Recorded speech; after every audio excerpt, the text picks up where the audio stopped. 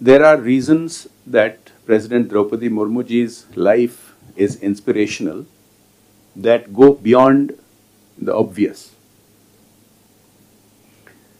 Some of these have been referred to by my previous speakers. The fact that she is our first Adivasi president. It took nearly 75 years after independence for the highest office to be represented by a traditionally neglected section of our society. And that could very easily have been, as in politics it often is, a symbolic act of tokenism.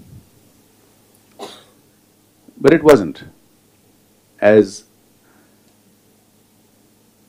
Nilanjanji just pointed out, the fact that she didn't hold the typical symbolic token posts that people from certain communities are asked to hold is one such reason why her life is inspirational.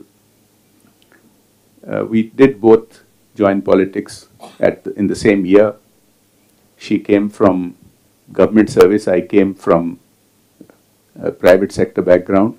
She's several years older than me, but we've always had a wonderful relationship. She's been like an older sister to me. And I have never ceased to be impressed by her acts and actions and words over these 2.5 decades. Throughout her life history, as you read this book, you will realize she's faced adversity, struggled, and achieved things on merit, on her own effort,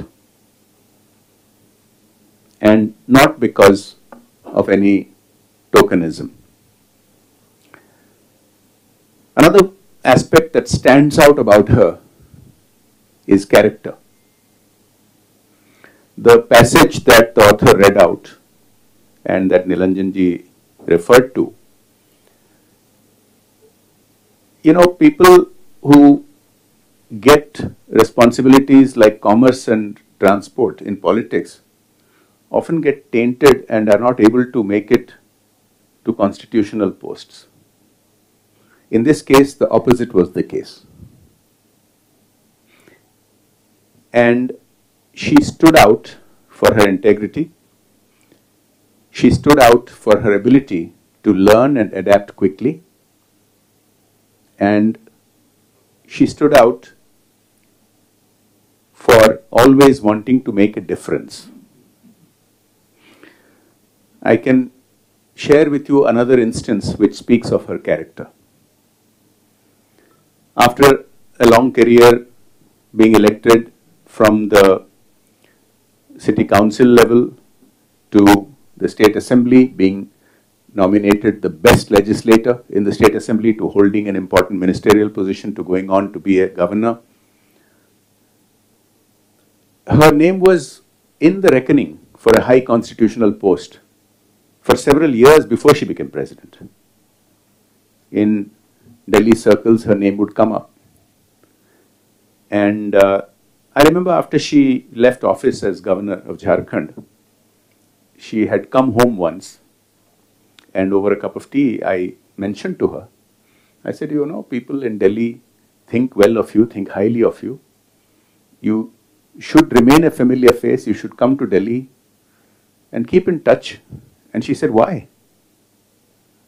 And I said, well, your name keeps coming up in discussions, and it would be nice for people to remember that you're still active, you're not retired. And she said, Jayji, that would risk me being seen to be lobbying for a position. And she refused. She said, if there's a reason, if there's an event, if I'm invited for something, I'll happily come. And just my request to just, Delhi is full of people who make the rounds hoping for getting some position or something. And she was just the opposite of that.